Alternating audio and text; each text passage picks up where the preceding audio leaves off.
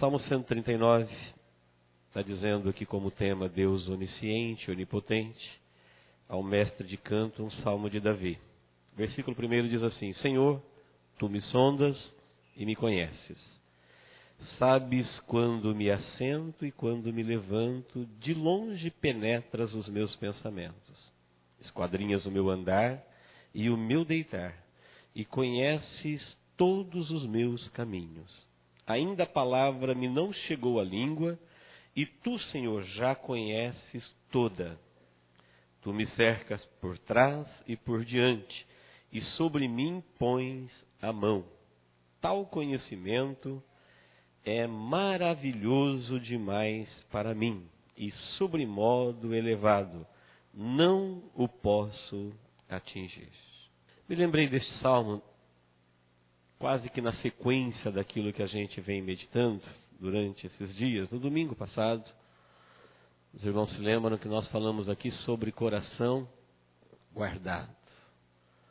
Que através dos nossos sentidos nós percebemos o mundo, e essa nossa percepção faz tudo o que percebemos entrar para o nosso coração. E frisamos o ensinamento de Jesus dizendo: tome cuidado, porque tudo que entrar o homem viverá. Tudo que entrou no nosso coração nós vamos viver. Não tem como evitar. Tem como evitar o que vai entrar, mas depois que entrou nós vamos viver. Então nós falamos aqui sobre o coração guardado, da gente guardar o coração, porque o mundo se torna cada vez mais hábil na arte de produzir espetáculos, filmes, cenas, notícias, para de alguma forma nos impactar e alcançar o nosso coração. Então nós aprendemos que tem três forças disputando o nosso coração: Deus, o diabo e o mundo. O mundo quer me encantar, o diabo quer alcançar o meu coração, e Deus também. O interior da nossa vida, ele é disputado. Deus poderia facilmente nos obrigar e nos ter, mas não é a maneira como Deus opera. Na quarta-feira, quase que numa sequência, nós aprendemos aqui que Jesus é Deus conosco.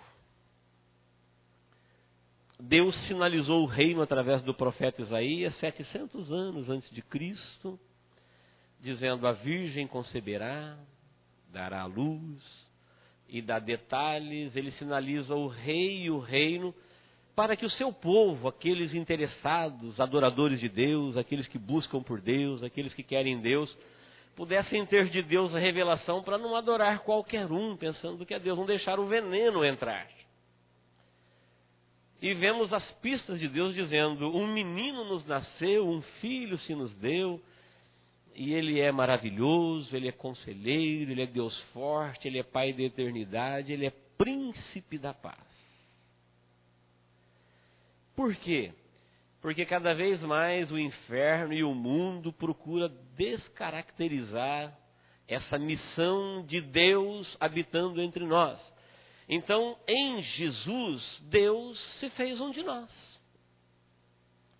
Ele se limitou por um tempo, abrindo mão da sua divindade, se tornando humano. A Bíblia fala que ele se fez menor do que os anjos por um tempo, exatamente para ser fiel à sua justiça e ao seu amor, e dizer para a humanidade que seja lá o que for e por que ele permitiu o homem, ao criar e cair, ele não abandonou o homem como um órfão qualquer, mas ele se fez um igual. Então em Jesus Deus sangra, em Jesus Deus sente dor, em Jesus Deus está preso à gravidade, em Jesus Deus sente rejeição, amor, carinho, ódio, chora. Para que ninguém se revoltasse com Deus, como a gente vê tanta gente revoltada hoje, dizendo para Deus: olha o que o Senhor fez conosco, olha a humanidade. Não, Deus se fez um de nós e ainda assumiu a nossa culpa para nos levar de volta. Quando você observa o comportamento humano, você vê quanto Deus é injustiçado no tribunal das pessoas. Como ele é incompreendido como ele é caluniado. O seu feito maior, que é deixar de ser Deus e se limitar por um tempo, é exatamente aí que ele é mais incompreendido. Nós olhamos para Jesus homem, em vez de ver um Deus amoroso, gracioso, se tornando um de nós, não tendo pecado, mas se fazendo pecado para assumir o meu pecado e me livrar dele, se tornando culpa, a ponto de ser culpado de morte e ter que morrer. A humanidade olha para essa natureza humana de Jesus e o vê fraco, inventado. E as religiões, cada uma das seitas, procuram puxar Cristo para os seus credos inventados, ofensivos. E na sequência agora nós temos aqui um Deus apresentado pelo salmista, não mais humanizado, mas um Deus agora, Deus, onisciente, onipresente e onipotente. E eu quero iniciar dizendo que Deus, ele não pode ser explicado. Deus não pode ser mudado e Deus não pode ser negado. Não impunemente, não inconsequentemente. Por que Deus não pode ser explicado? Porque ele se apresenta tão acima de tudo que nós temos capacidade ou pensamos, que não tem como medi-lo, avaliá-lo. Um único versículo explica isso. Hebreus 11:6 diz: de fato, sem fé é impossível agradar a Deus. E é necessário que aquele que se aproxima de Deus creia que Ele existe. E que Ele é galardoador daqueles que o buscam. Então, qualquer pessoa que quiser se relacionar com Deus, a fé inicia aqui. Lá quando não tinha fé, a Bíblia nunca fala pela fé Adão. A Bíblia fala pela fé Abel. Porque Adão não precisou de ter fé, Adão via. E fé é crer sem ver. Adão via. Então lá no Éden, Deus, ele poderia ser visto e ouvido. Mas agora ele tem que ser acreditado, porque depois da queda o homem não tem mais como vê-lo e ouvi-lo diretamente. Então o texto diz, sem fé é impossível agradar a Deus, e se alguém quiser se aproximar de Deus, tem que crer. Não tem como entender. A Bíblia não diz, se alguém quiser se aproximar de Deus, precisa entendê-lo. Nós só podemos entender Deus até onde ele se revela. Onde Deus se cala, nós temos que nos calar também. E o que Deus fala dele, nós podemos falar sem medo de errar. Mas depois de Adão, agora nós temos que crer no caráter de Deus, ou seja, que Deus é quem ele diz ser.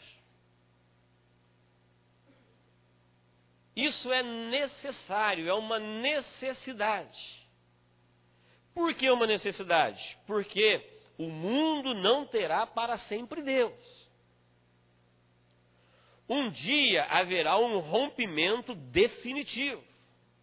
Apesar da maioria das pessoas brigarem, se revoltarem com Deus, ofenderem, culpá-lo, julgá-lo, sentenciá-lo, mesmo assim, elas não recebem não recebem uma retribuição igual de Deus. Elas continuam morando na criação, usufruindo das bênçãos da criação.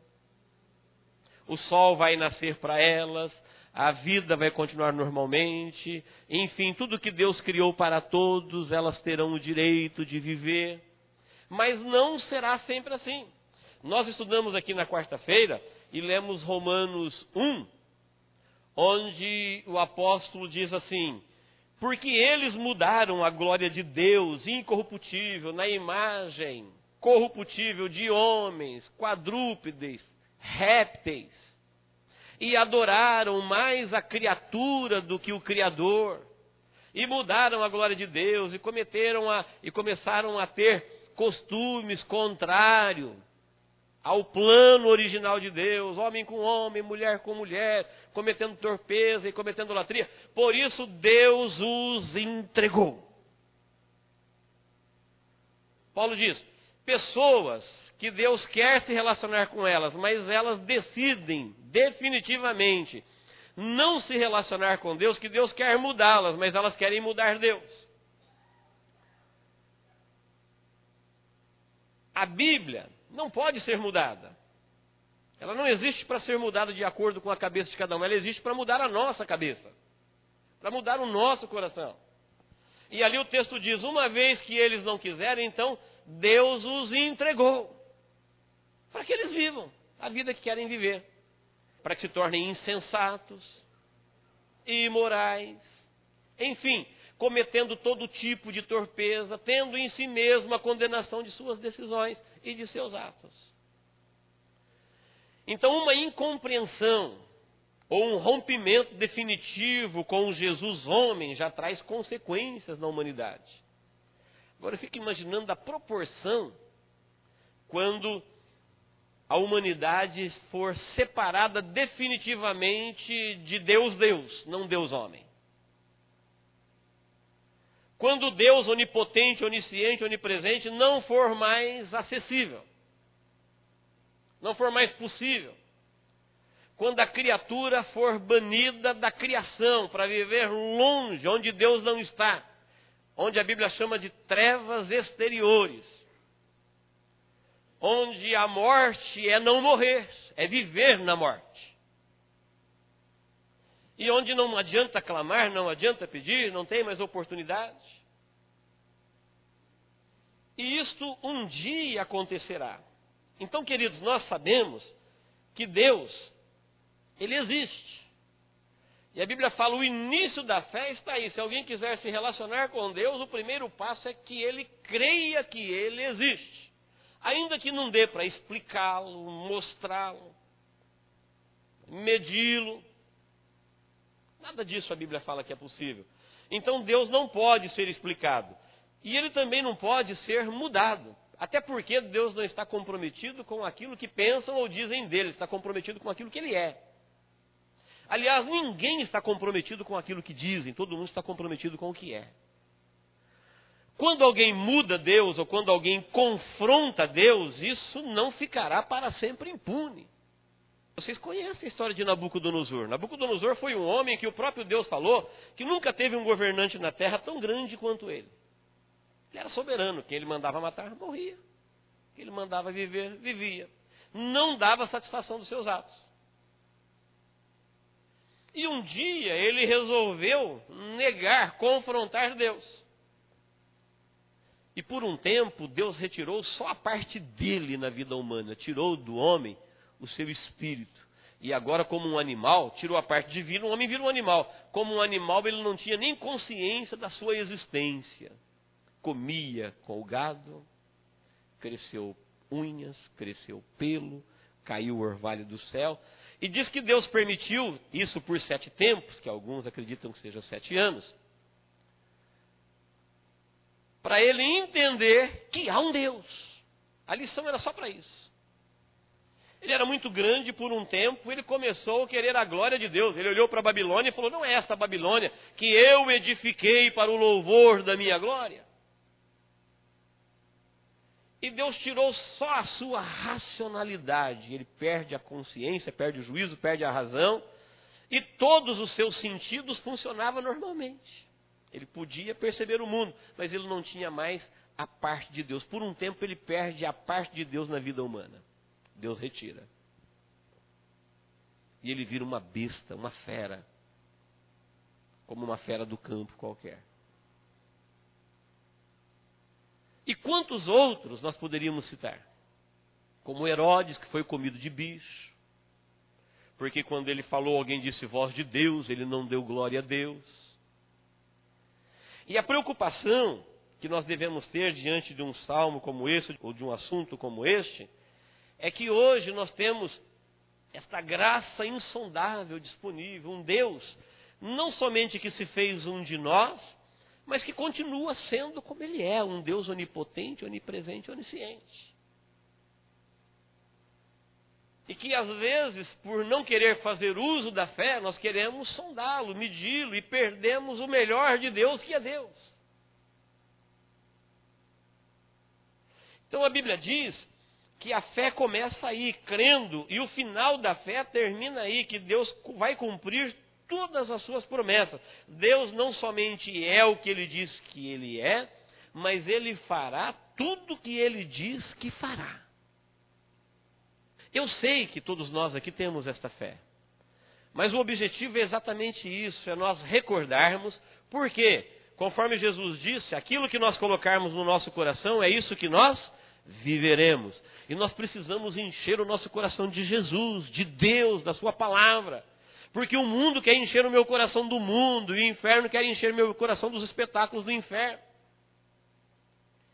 E o tempo é oportuno para nós despertarmos em nós paladar, sede por coisas de Deus. Porque o mundo se especializa em criar espetáculos para encantar os olhos, para encantar o ouvido, para produzir emoções, sentimentos. E quando você menos espera, está ele lá tomando conta do coração e aí não cabe mais Deus. Quando o coração é ocupado, aí Deus fica do lado de fora e sempre sentenciado, culpado por muitas pessoas.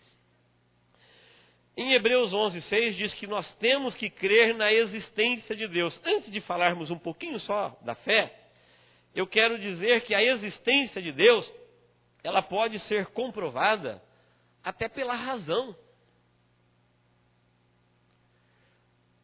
Nós não podemos medir, avaliar, explicar Deus, mas perceber, ou seja, crer que Deus existe, nós podemos até pela razão. A própria ciência, ela apresenta os seus argumentos, dizendo que em qualquer direção que você olha, sem fazer uso da fé, você pode ver Deus. Não como Ele é, mas como Ele se revela. É um argumento científico, um argumento ontológico, onde diz o ser humano, em qualquer tempo, em qualquer lugar, em qualquer cultura, ele tem dentro dele a ideia de Deus. Ele tem dentro dele as digitais de Deus, é algo inato. Ele tem capacidade de perceber Deus, tanto nas coisas criadas quanto nas coisas reveladas. Romanos 1 novamente. Por isso eles são indesculpáveis. Ou seja, o texto está dizendo, nunca um ser humano, no uso das suas funções normais, dos seus sentidos, vai poder dizer, Deus, eu não te percebi. É impossível. Ele tem dentro dele capacidade, colocada aí pelo próprio Criador. Isso é um argumento científico. A ciência ainda diz que se você olhar para o cosmos, ou seja, para a criação, você vai ver que tudo que existe tem razão, tem inteligência para existir. Até mesmo onde não tem vida humana, onde não tem vida nenhuma, tem ordem, tem porquê, tem direcionamento. Cada coisa segue o seu curso no seu devido lugar, mostrando que tem uma inteligência superior, um ser superior no governo de todas essas coisas. Não tem um só lugar que o homem dirigiu a sua racionalidade na criação que ele não perceba ali a beleza do Criador. E para isso não precisa ter fé.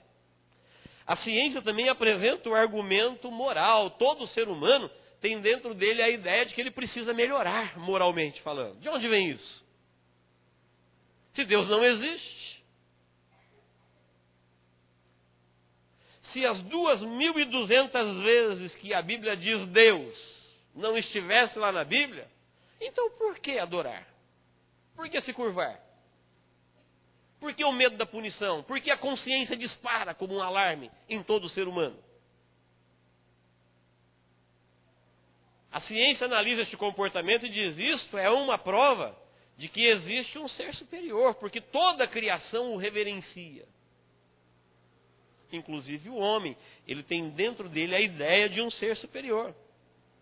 E na história de todos os povos, em qualquer circunstância, observa-se que o homem, ele é um adorador.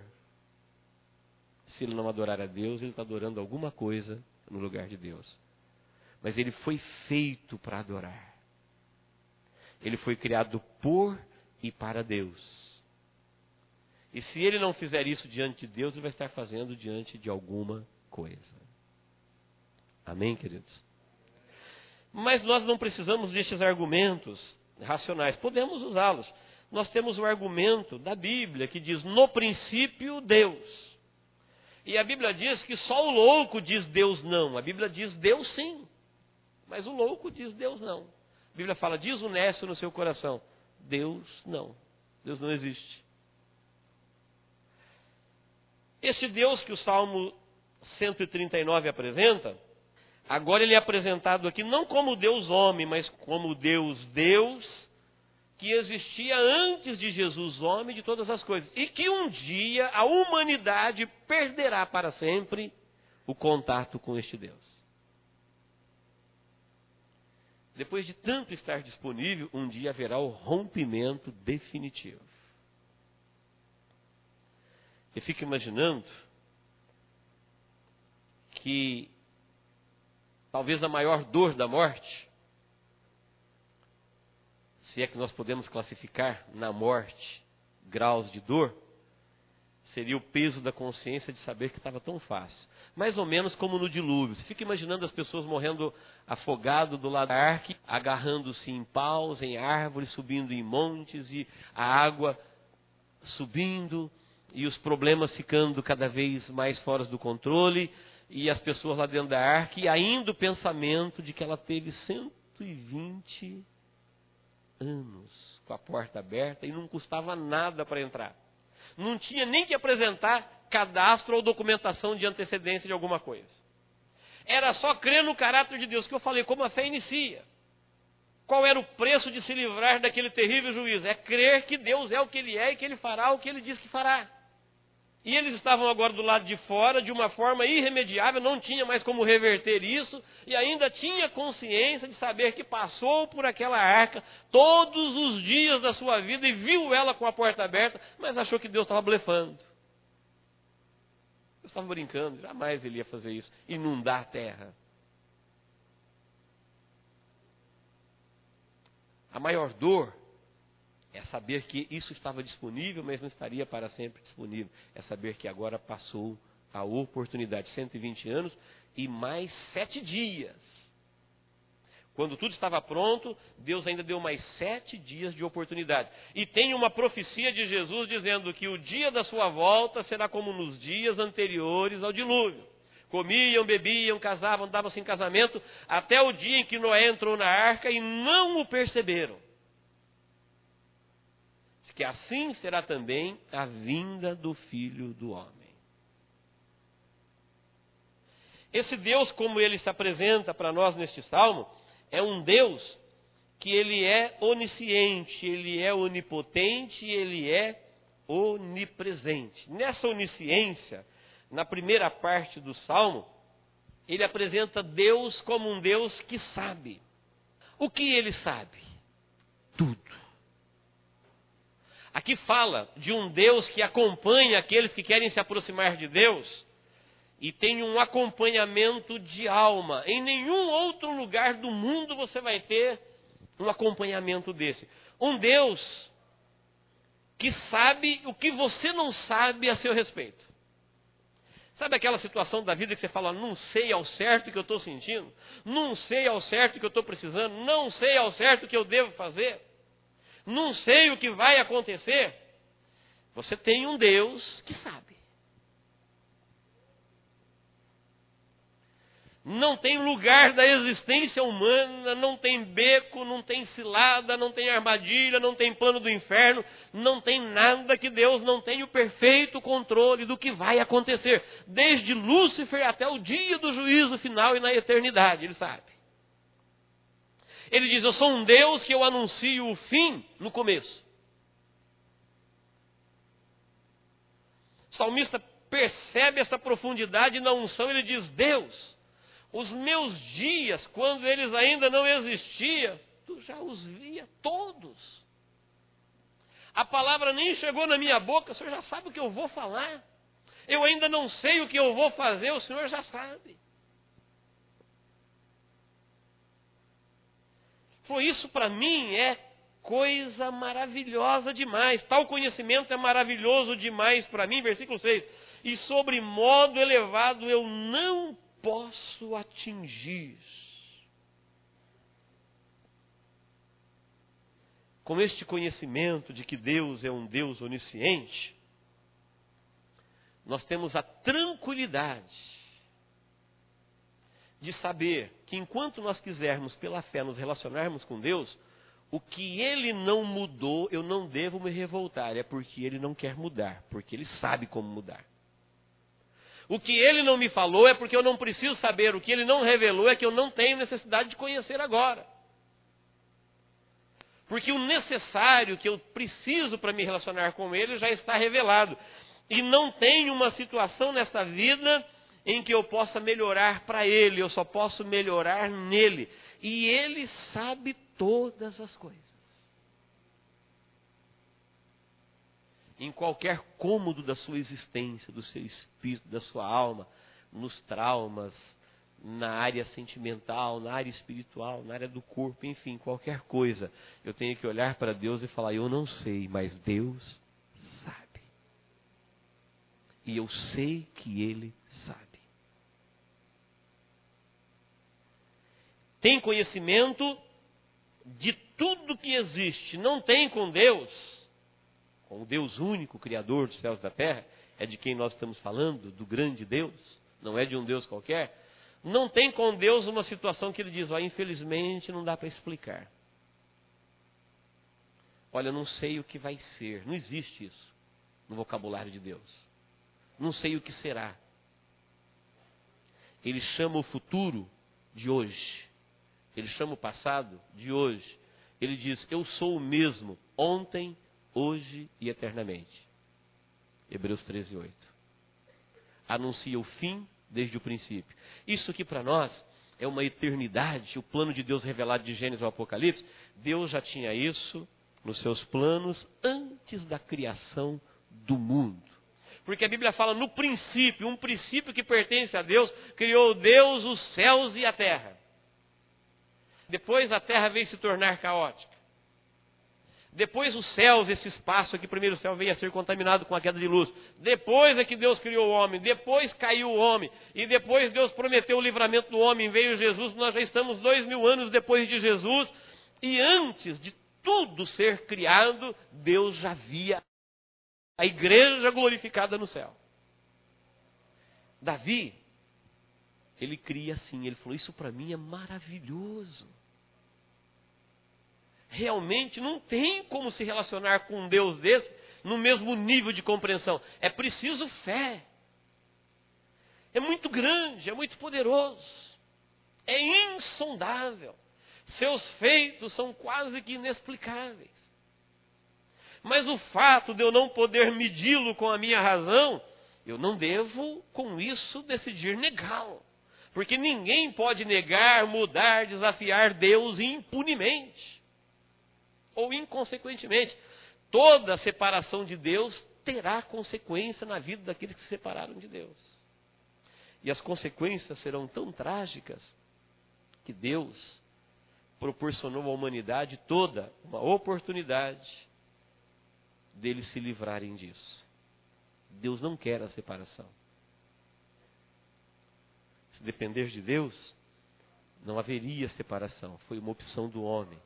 Foi um engano do inferno. O inferno disputando com Deus o coração humano, como conseguiu entrar no coração dos nossos pais, e eles começaram a gerar filhos para o mundo. E o mundo não gera para Deus.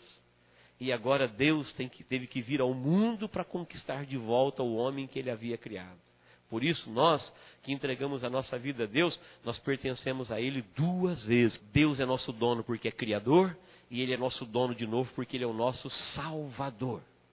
Criou, se perdeu, Ele foi lá e buscou de novo, falou, é meu de novo. Não abriu mão da nossa vida e nos resgatou para Ele, pertencemos a Ele duas vezes. Um Deus assim, eu tenho que me aproximar dEle pela fé. Você tem que fazer uso da fé. Lá fala, é necessário. É uma necessidade do meu espírito. É uma necessidade do seu espírito, é crer em Deus como Ele é. A fé, afinal, ela não procura entender Deus. Ela quer crer em Deus. Ela procura obedecer. Quando Deus falou para Abraão, que era o pai da fé, sai da tua terra e vai para um lugar que eu te mostrarei, ele não sabia, não tinha a menor ideia do que ia acontecer, mas ele foi. Ele não procurou entender, ele só tinha que crer. E crendo, ele obedeceu, e obedecendo, partiu. Volte comigo ao Salmo agora. Vamos continuar a leitura. Agora do 7 ao 12. Nós vemos aí a onipresença de Deus. Até o 6, a sua onisciência, Ele sabe. Veja que até o 6 nós passamos por termos como me conheces, sabes, penetras, pensamentos, esquadrinhas, meus caminhos, minha palavra, tudo conhece, sabe todas as coisas. Fala da onisciência de Deus. Agora no versículo 7, fala de um Deus onipresente. Para onde me ausentarei do teu espírito? Para onde fugirei da tua face? Se subo aos céus, lá estás. Se faço a minha cama no mais profundo abismo, em alguma versão inferno, lá estás também. Se tomo as asas da alvorada e me detenho nos confins dos mares, ainda lá me haverá de guiar a tua mão, e a tua destra me susterá. Se eu digo às trevas, com efeito me encobrirão, e a luz ao redor de mim se fará noite, até as próprias trevas não te serão escuras. As trevas e a luz são a mesma coisa. Esse nosso Deus, que nós nos relacionamos com Ele, Ele não é somente onisciente, Ele é também onipresente. Ou seja, se como onisciente eu tenho que falar, meu Deus sabe. Como onipresente eu tenho que falar, Deus está. Nós temos que deixar isso vivo no nosso coração. Nosso coração cheio disso. Deus sabe. Tudo que eu não souber, Deus sabe. Eu tenho que deixar vivo no meu coração que Deus está. O salmista diz assim, aonde eu vou me esconder de Deus? Se eu disser, eu vou entrar no mais profundo abismo e as trevas vão me encobrir, até lá Ele pode me contemplar. Por quê? Porque Deus, no quintal da criação, eu chamo quintal a criação de Deus, diz a Bíblia que não cai uma folha de uma árvore sem o seu conhecimento. Cabelos na cabeça estão contados. Daqueles que o têm, eu estou dizendo, tá bom? E mesmo que você tenha um monte deles, são expressões bíblicas. Não cai uma folha, fio. Você pode imaginar isso? Não é uma linguagem figurada. Fala de um Deus que Ele está presente em coisas tão insignificantes para nós mortais, que para Deus é importante. Tem um controle da criação. O seu poder de estar presente. Ou seja, não acontece com Deus, enquanto Deus for disponível, de você precisar dele em uma madrugada de sábado, de domingo, e falar, olha, nesse horário não dá. Feriado prolongado, véspera de Natal, véspera de ano, depois do expediente. Não acontece. Se nós crermos nele, qualquer hora, em qualquer lugar, você pode estar limpinho ou sujo trabalhando, você pode estar saudável ou doente numa cama. Se você olhar para qualquer lugar ou para dentro de você e falar, Deus, com fé, você vai ouvi-lo dizendo, pode falar, estou aqui. Eis-me aqui. Não tenho que olhar para algum lugar. Diz, os céus dos céus não pode conter. É um Deus que não tem como fugir da sua presença. Ele está. Não é como o socorro humano que você tem que ligar e ele chega em alguns minutos. Não é como um atendimento humano que ele é limitado. As pessoas precisam descansar, feriado, depois de expediente. Não. É um pronto atendimento à vida. Um cuidado de Criador, um amor tão profundo, que aonde você falar, você crê que eu existo, primeiro é necessário que você creia. Se você crê, então se você precisar, seja lá qual for o problema, eu sei, seja lá onde for o lugar, eu estou. Daniel foi lançado na cova dos leões e Deus estava lá com ele. Jonas foi se meter lá no estômago de um peixe, no mais profundo do mar, e lá na escuridão do ventre do peixe, no profundo do mar, ele orou e falou, e Deus me ouviu. Como é que houve uma oração no estômago de um peixe? Ele estava lá? Que controle é esse? Como é que eu posso sondar um Deus desse e medi-lo? Mas Deus o ouviu. Eu creio que o profeta talvez tivesse pensado agora, não dá para ir lá na igreja e erguer as mãos e olhar para o céu e falar, Deus me perdoa, perdi essa chance. Quantas vezes eu tive agora no fundo do mar, na escuridão do estômago de um peixe, em desobediência, será que ele vai me ouvir? Ele falou, eu estava no profundo do inferno, eu estava enrolado às algas, as ondas e as vagas passavam sobre mim. Eu estava no esquecimento. Ali ninguém poderia ouvi-lo. Ele falou, mas quando eu clamei, ele me ouviu. Vê como a gente se engana? Eu estou falando, Deus não está me ouvindo. Engano seu. Talvez ele não esteja fazendo o que você quer, mas ele está te ouvindo. Ele está te vendo. Deus falando, olhe para o campo, faça uso dos seus olhos. Olhe para os pardais, olhe para os lírios. Olhe para Deus, olhai para mim e sereis salvos. Vós todos moradores da terra. Quem se importa tanto conosco assim? Parece-me ver Deus, às vezes, principalmente em Jesus, Deus homem. Algumas pessoas pensam que depois da ascensão de Jesus, ele nunca mais será homem. Não, a autoridade nos céus e na terra foi dada a Jesus, homem. Ele será Deus e para com a igreja ele será sempre homem. Deus homem relacionado com a nossa humanidade. Por quê? Porque a autoridade na terra foi dada ao homem e o único homem sem pecado que venceu o inferno foi Jesus. Isso ele terá com ele como galardão, como diadema por toda a eternidade. E quando nós falamos desse Jesus homem, às vezes nós pensamos que ele não se importa conosco na nossa humanidade. Mas nós vemos aqui que na sua onipresença, ele está presente nos lugares mais distantes. João na ilha de Pátimos, ilha das cobras. Daniel na cova, Jonas no peixe, Paulo no mar, no meio do naufrágio. Pedro na prisão. Pedro era um judeu comum qualquer, que ia ser preso, estava misturado lá com a população carcerária. E Deus mandou o anjo lá. Por quê? Porque a igreja fazia contínua oração por ele. Então Deus não somente tem um acompanhamento de espírito, mas ele tem um acompanhamento de corpo. Corpo presente.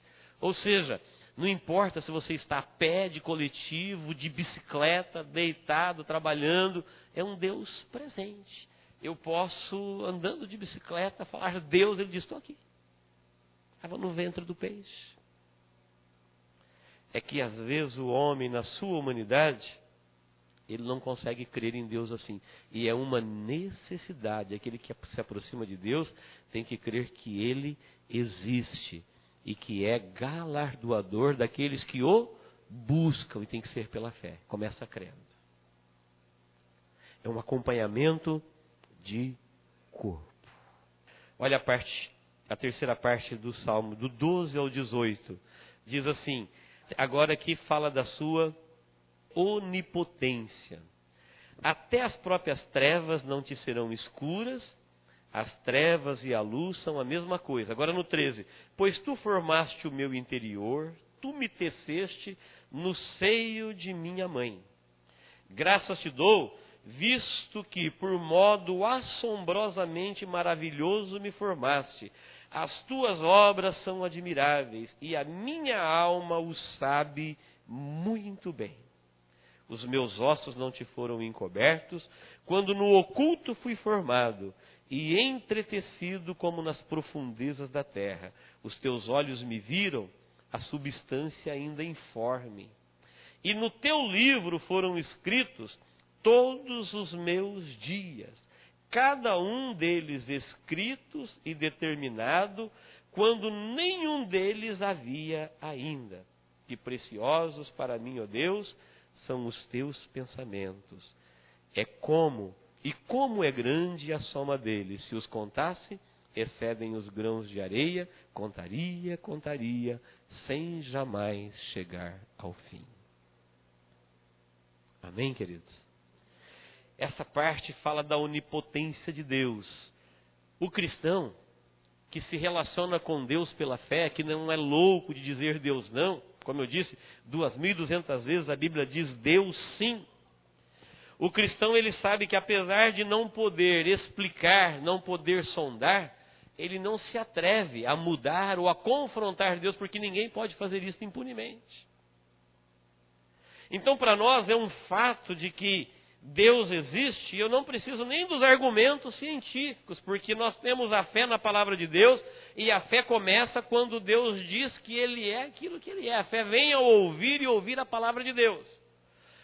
Uma fé em um Deus deste tamanho que nós estamos falando, onipotente, onisciente, onipresente, pode ser uma fé pequena. Pode ser uma fé como um grão de mostarda. Ela é suficiente para começar uma caminhada com Deus, porque a fé como um grão de mostarda, ela começa pequena, mas com Deus nada é estático, com Deus tudo é vivo, tudo cresce. Cada dia mais, se nós nos aproximarmos de Deus, nós vamos crescer em todos os sentidos, rumo à eternidade. Nós só não vamos crescer na nossa forma física, porque nessa forma física é um corpo de pecado já sentenciado da condenação. Isso não seria crescimento, seria perpetuar o eterno sofrimento.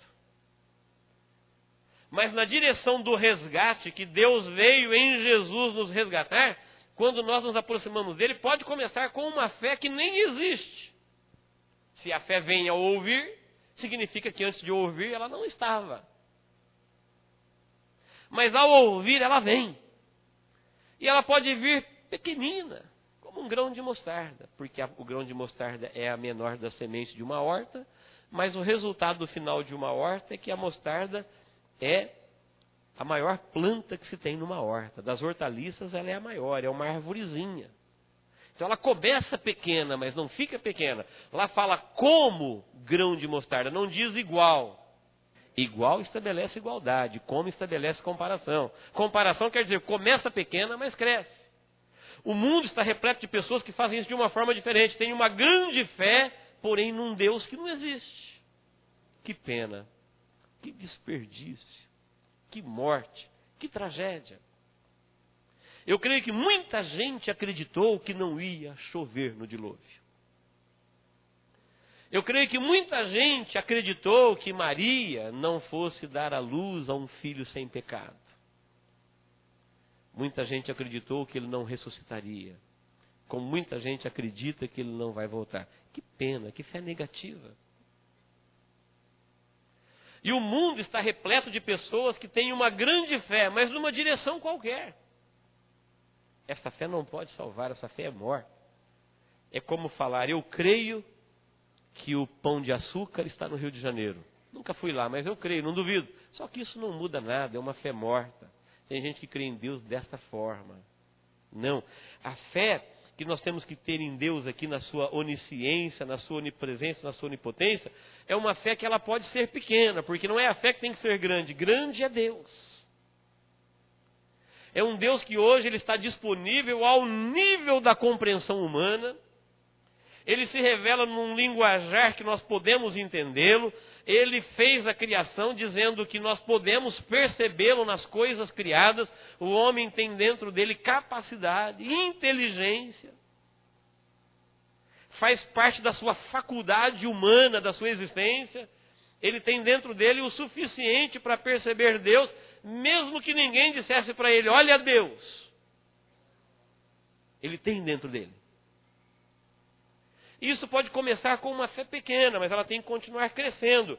Para você entender Deus nessa direção, até um dia nós chegarmos ao ponto de não mais vê-lo em parte, mas vê-lo, como disse Paulo, como também sou conhecido. Conhecê-lo como também sou conhecido plenamente. Esse Deus, como onisciente, eu tenho que dizer Deus sabe. Como onipresente, eu tenho que dizer Deus está. E como onipotente, eu tenho que dizer Deus pode. Deus pode resolver o nosso problema. Deus pode pagar a nossa conta. Deus pode arrumar uma saída. Deus pode. Deus pode. Por quê? Porque Ele tem todo o poder. Ele não precisa crescer, Ele não precisa melhorar, Ele não tem que estudar, Ele não tem que aperfeiçoar. Ele tem uma capacidade que a Bíblia diz que Ele pode todas as coisas. Pode pagar a conta, pode vencer a batalha, pode curar, pode perdoar, pode resolver. Aquilo que Ele não fizer não é porque Ele não pode. Aquilo que Ele não revelar não é porque Ele não sabe. E nos momentos em que você não puder vê-lo, não é porque Ele não está. Tenho que ter uma fé de dizer, olha, ainda que eu não o veja, ainda que eu não o sinto, porque Deus, para existir, não precisa de ser comprovado pelos meus olhos e nem aferido pelos meus sentimentos. Se eu sentir, Ele está. Se eu não sentir, Ele está da mesma forma. Por quê? Porque Ele disse que está. E porque Ele não brinca, e porque Ele não blefa, e porque não tem lugar neste mundo que Ele não está. E se Ele disse que Ele pode, é porque Ele pode. Aqui fala de um acompanhamento de espírito. Às vezes nós falamos assim, vamos orar. E Deus conhece o pensamento do seu coração e Ele pode te atender. Às vezes nós, na nossa mente humana, falamos, como é que Deus pode? Quantas milhares de pessoas estão falando com Ele agora? Como é que Ele pode? Ouvir todo mundo. Como é que Ele pode atender todo mundo? Como é que Ele pode se interessar por qualquer coisa? Não sei. Assim como eu não sei, eu sei que Ele pode.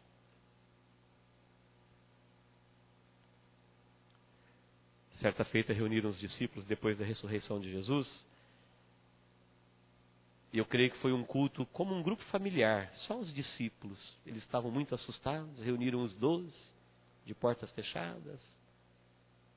Menos Judas, né? E Tomé disse assim, eu não acredito que Ele ressuscitou. Porque alguns dos discípulos já tinham visto. E deram testemunho no culto. Ele falou, eu não acredito, eu só acredito vendo. 8 dias depois, Jesus não tinha aparecido mais nenhuma vez. Ele apareceu de novo e diz, paz seja convosco. Foi direto em Tomé. Você não disse que você só acredita colocando o dedo? Vem cá colocar o dedo. Quem falou para Jesus que Tomé havia dito? Talvez ele disse aquilo numa reuniãozinha de bastidores. Talvez conversando com alguém dizendo, olha, eu não acredito. É ele mesmo? Não acredito. Eu tenho que colocar o dedo lá onde eu vi os soldados bater os cravos. Jesus ouviu aquela conversa. Ninguém contou para Jesus. 8 dias depois ele se apresentou e chamou Tomé e falou, vem cá, Tomé. Põe o dedo aqui. Aí Tomé disse, Senhor meu e Deus meu. Ele falou, agora que você viu, você crê? Bem-aventurado os que não viram e creram. Queridos, eu louvo a Deus por aqueles irmãos que contam milagres, testemunhos, que vão na televisão. Fico um pouco preocupado com aqueles que quando vê um milagre, eles começam a crer. É preocupante esta fé que nasce dos olhos. Eu louvo a Deus por todos os milagres que Deus faz. Mas eu quero dizer que eu louvo mais por aqueles que nunca viram um milagre, que nunca receberam uma cura, e para eles Deus é vivo. Deus é real. Nunca viram uma luz brilhar, nunca receberam uma palavra profética, nunca viram algo de maravilhoso, mas confiando só no caráter de Deus, na palavra de Deus, na promessa de Deus. Para eles, Deus é inconfundível, Deus é vivo, Deus é real. Foi isso que Jesus disse para Tomé. Tomé, bem-aventurado aqueles que nunca viram nada, só ouviram e creem. Talvez Jesus tivesse dito, talvez dizendo isso a seu respeito, a meu respeito, a nosso respeito, que nós cremos que Ele opera milagre, que Ele tem poder, mas se Ele não operar milagre, não muda nada. Ele continua sendo para sempre o nosso Deus. Amém, queridos? Não há um Deus maior. Que nós possamos encher o nosso coração num tempo em que o mundo procura descaracterizar Deus. O mundo começa a dizer, Deus não. Jesus foi um homem qualquer. Jesus foi um guerrilheiro, Jesus foi um espírito iluminado, Jesus foi um pecador. Jesus foi inventado. E o mundo começa a dizer o que quer dizer de Deus. Eu quero dizer que um dia o mundo vai experimentar o rompimento definitivo com Deus. Portanto, não deixe o mundo cravar isso no seu peito. Não deixe o mundo esculpir isso na sua alma. Fique com a palavra de Deus. Bem-aventurado aqueles que não viram, mas creram. Nós temos essa esperança que, como foi nos dias anteriores ao dilúvio, será também nos dias anteriores à sua vinda. Todo mundo vai estar vivendo a sua vida como se Deus não existisse, até o dia em que a trombeta tocar. Então estarão 2 no campo, 2 na cama, será levado um, deixado o outro, e a partir dali o mundo começa a perder este amor, esta graça tão disponível desde o Éden. Desde o Éden, ainda falei na quarta-feira, que Deus, quando o homem pecou, não deixou nenhum homem morrer sem antes fazer uma promessa. Antes de morrer o primeiro homem, ele já prometeu um Salvador, para que ele pudesse morrer crendo. Se dependesse de Deus, da sua vontade, ninguém iria para o inferno. Deus se antecipa à morte e antes de alguém morrer já fala, olha, esta mulher que você enganou, eu vou mandar um Salvador, vai nascer do ventre dela e ele vai te destruir, vai esmagar a tua cabeça. Quem morreu nessa promessa, morreu salvo. E quem vive por essa promessa, vive na salvação providenciada por Deus em Cristo Jesus. Amém? Vamos orar. Te convido agora para um momento de oração. Pense no privilégio que é se dirigir a um Deus que sabe, que está e que pode. Como é bom falar com um Deus que sabe todas as coisas, que está presente em todos os lugares e que pode todas as coisas. Ele não está comprometido de fazer tudo o que nós vamos pedir, mas Ele sabe, pode e está. Quantas pessoas se dirigem a Deus que não está, que não pode, que não sabe? Olha o nosso privilégio nesta noite, de adorarmos um Deus tão grande. Deus, em nome de Jesus, nós te agradecemos, Pai, por esta oportunidade de passarmos um tempo, ó Deus, diante da Sua palavra. Nós a recebemos, Deus, no nosso coração como Tua palavra para a Tua igreja nesta noite. Espírito Santo de Deus, deixe isso vivo em cada coração. Elimina, ó Deus, toda e qualquer dúvida, qualquer barreira, qualquer impedimento. Permita, ó Deus, que a fé que venha ao ouvir a Sua palavra possa nascer em todos os corações de uma forma genuína, pura, crescente, abençoadora, para enriquecer o Seu povo, ó Deus, na sua vida espiritual. Que seja, ó Deus, uma realidade de vida para todo o Seu povo, que Tu és um Deus que pode, um Deus que está e um Deus que sabe todas as coisas. Nós não vamos fazer, ó Deus, como fazem os pagãos, que deixam os seus deuses na igreja e vão embora sozinhos. Não, Deus. O Senhor irá conosco no nosso coração. É maravilhoso para nós, ó Deus, sabermos que o Teu Espírito Santo, ao terminarmos este culto, sairá em todas as direções. Porque o Senhor habita conosco no Seu Espírito todos os dias do nosso viver, até o dia da consumação dos séculos. Deus, olha para todos que escolheram estar aqui nesta noite. E eu te peço, ó Deus, reaviva esta fé. Que isto seja, ó Deus, vindo do Teu Espírito para o nosso Espírito, para que a Tua igreja possa Te adorar em Espírito e em verdade, porque Tu és, ó Deus, digno de toda a honra, toda a glória e todo louvor.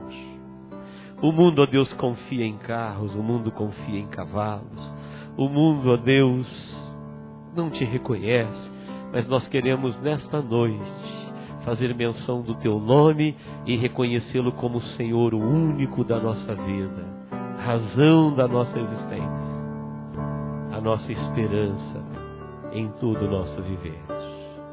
Em nome de Jesus, ó Deus. Em nome de Jesus.